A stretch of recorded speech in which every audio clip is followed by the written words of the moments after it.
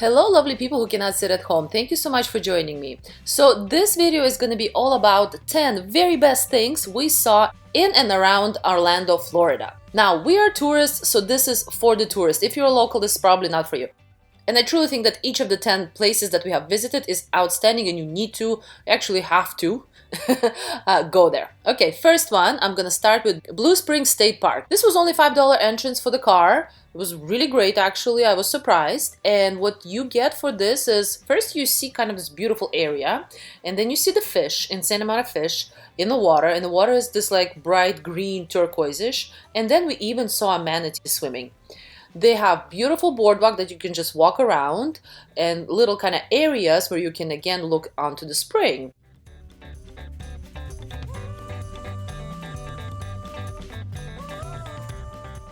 Again, you continue walking down the boardwalk and you end up at the end of the spring, which is this kind of cul-de-sac, if you will. Over there was another manatee right near the people, which was really cool. But just to note, you're not allowed to touch manatees, it's illegal. They sometimes do swim in the area, which is really cool, but really you're not supposed to be near them. You are allowed also to swim in this spring in certain areas, not in all areas. They also have kayaks in there, but we didn't do that.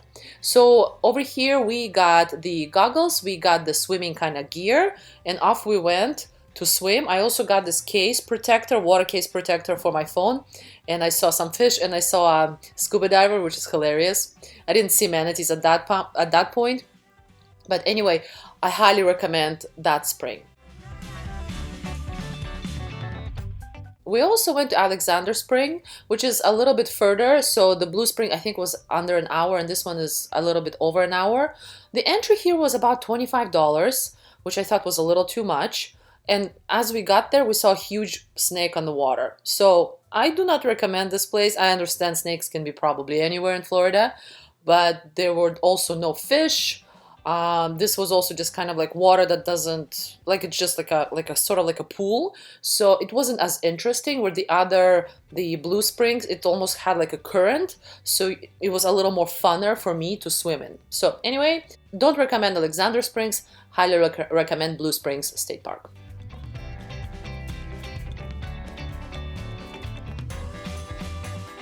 Number 2 must visit Swamp House Riverfront Grill.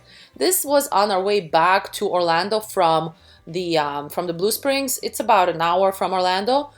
Really, you can do this probably in many places, but the reason why we were here is because, well, first of all, the decor is really cool. So this alligator, I asked the waitress, she's like, yes, they have actually caught this guy in the river that this is on. So pretty crazy. And so decor was very interesting to me to see. But what they also have is they have alligator bites. Not something we ever tried, and this was definitely a Florida thing for me at least to do.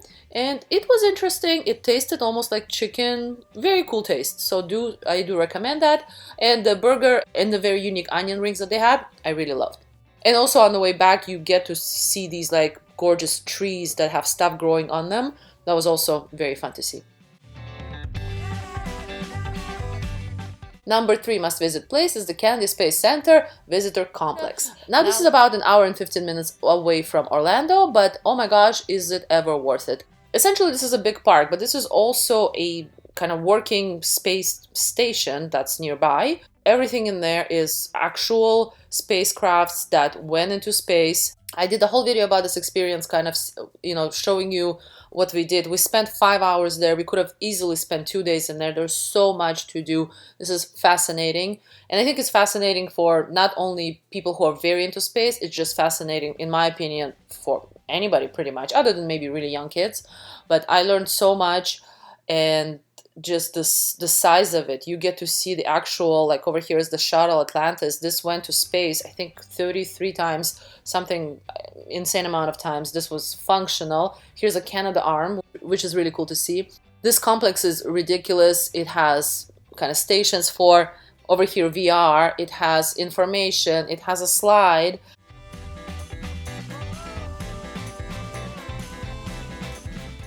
But today, the ISS astronauts can dine on lamb with vegetables, chicken with rice, beef and barley.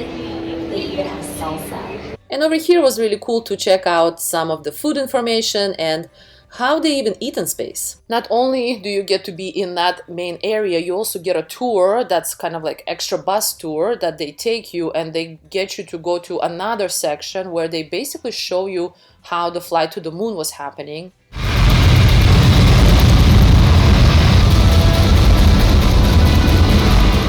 Everything is so theatrical in the most beautiful way.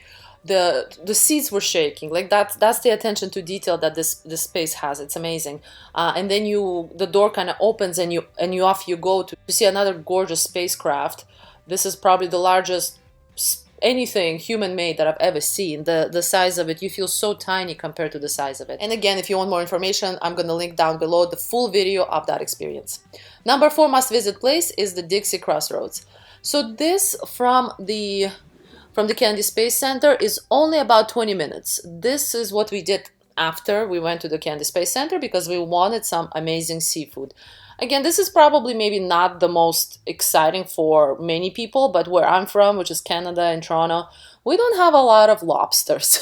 So, by the way, this space over here just shows that the astronauts were also in the space. There's lots of signatures, lots of photos. So we started with clam chowder, and I had snow crab, my boyfriend had lobster, and it was an experience. To me, it's an experience. I think when you're in Orlando, they definitely do have a good seafood scene. So I do suggest you try it out, and this place was absolutely amazing.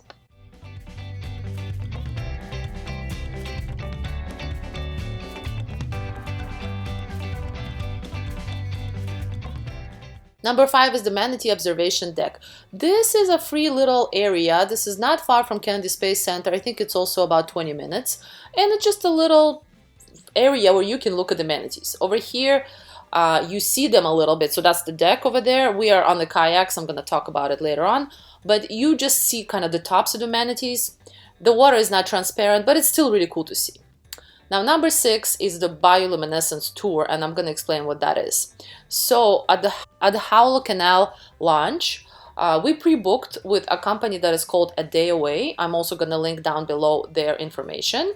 And what this was is a 3-hour kayak kind of excursion. This is a tandem kayak, so me and my boyfriend were together in one kayak, which is pretty cool because, you know, you kind of go faster, I suppose. And the first portion is you do get to come closer to that manatee observation deck that I was just showing you. So once you're at that deck, the manatees are interesting. So you're not allowed, of course, to touch them. You're not allowed to come too close to them, but they can come to you. So what they were doing, they were kind of playing with us. They liked the boats. They would even come up and kind of nudge the boat a little bit, which was kind of scary at first, but then it was kind of cool. So off we go, continuing kind of on our tour. We're kind of sort of down the passage, down the canal. There are some beautiful birds, and the scenery is actually really pretty as well.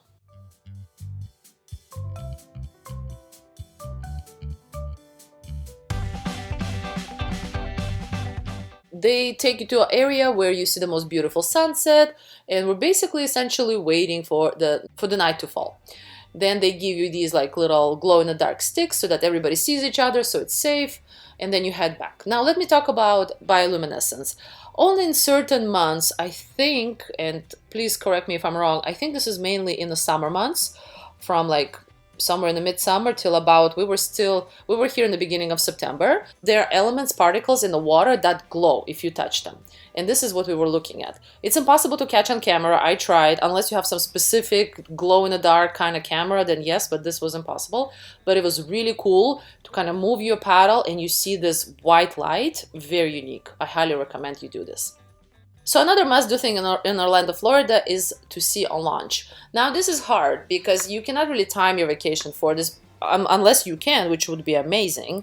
But they often have launches from the area over there, from the Cape Canaveral Space Station. Somehow we were so lucky that we saw SpaceX. I think this is a satellite launch of some sort, so we did end up seeing it. The only thing is that it's very unpredictable. They said that it's going to happen at 7 o'clock, but this actually ended up happening at 11 p.m. So they kept on pushing it. So, of course, there's, you know, kind of technical difficulties and things like that. But go on the website, make sure to check it out. What if, when you're in Orlando, Florida, you get to see one of the spacecrafts going up? Very fascinating and definitely worth it.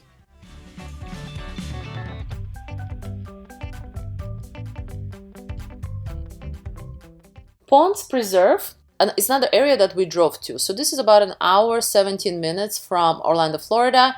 And another beautiful place is the lighthouse that's also nearby. We only actually covered the Ponce Preserve. First, the parking was free, which was amazing. There was not a lot of it, I think about 10 cars, but we were lucky to get it. We parked and then off we went. So there's a bit of a kind of park, and then you see the boardwalk, and that takes you all the way to the most beautiful beach.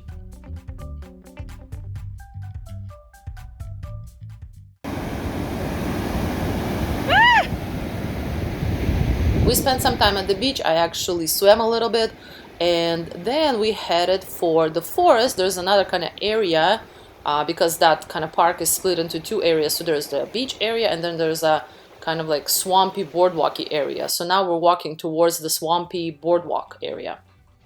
This is one of the largest trees. I think this is oak. It's interesting how it goes up and then it goes down. So here we are, just going for a walk on one of the longest boardwalks I've ever been.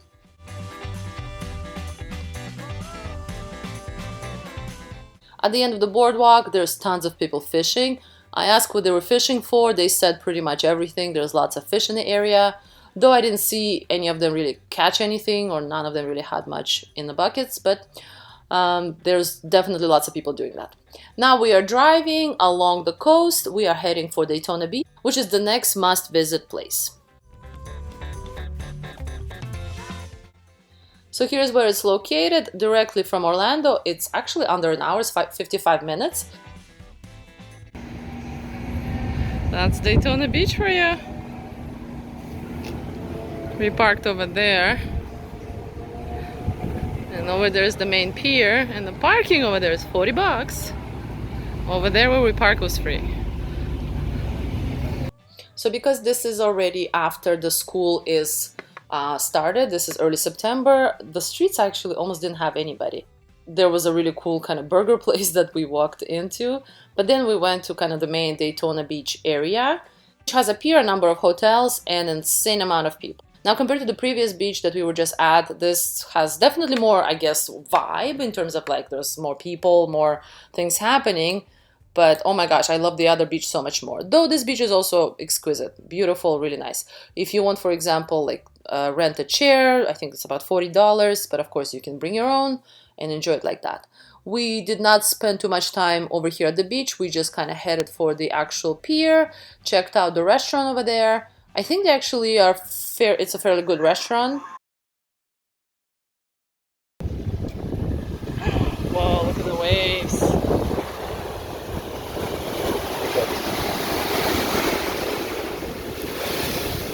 Oh, we checked out a couple of more shops on the way back, and that was that for us for Daytona Beach.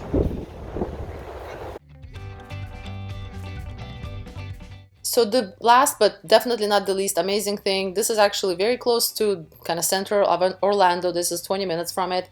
This is Disney Springs. This is not a theme park.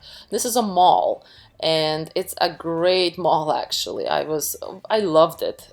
First, by the way, in terms of parking, I think lime parking, like the color lime, is the one that's the closest to kind of the central area. We parked in orange, which was a bit of a walk, but it's not bad too. So over here I'm showing you Coca-Cola store. There's the cutest like home decor store. But like look at the actual mall. This is kind of outdoor mall, right? It looks like Spain. It looks so beautiful. I just absolutely love it. Palm trees and everything. This store was really cool. Had a bunch of stuff that's all made out of paper. I've never seen anything so intricate. You can essentially buy this bouquet that will never go bad.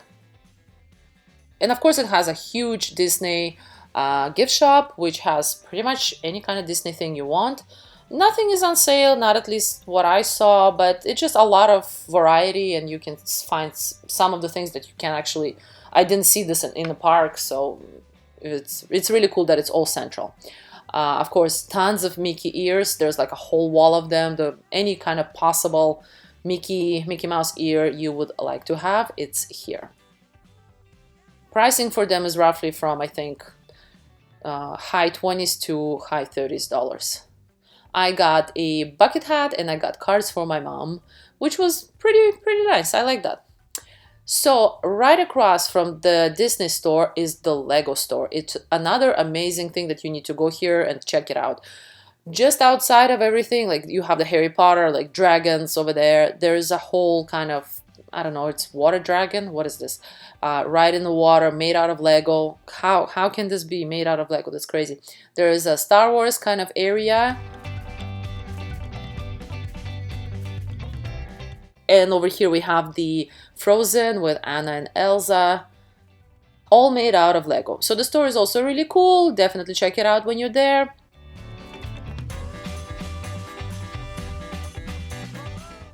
I specifically loved this cat, very cool.